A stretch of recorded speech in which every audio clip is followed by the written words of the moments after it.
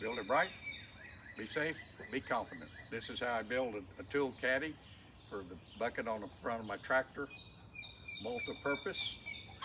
I can take the tools to the field, haul feed, haul mulch. If I'm going to build a fire while in the field, I put a bucket on there, I attach it to this king post, fill it full of water, what's on the bucket. The fire pump is battery powered. That way I have a way to fight fires in the field. This is a system that works for me. Thank you.